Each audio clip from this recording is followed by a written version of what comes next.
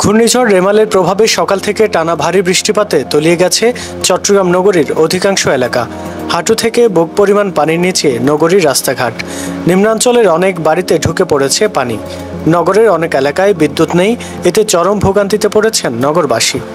সোমবার দুপুরে দেখা যায় পানিতে সড়ক তলিয়ে যাওয়ায় গণপরিবহনের সংখ্যা কমে গেছে। রিকশায় অতিরিক্ত ভাড়া গুনে অফিস, আদালত ও কর্মস্থলে যেতে হচ্ছে মানুষের।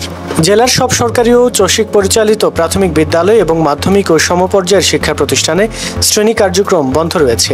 সড়কের পাশের অধিকাংশ দোকানপাট সব বন্ধ রয়েছে, আবার অনেক দোকান পানিতে তলিয়ে গেছে।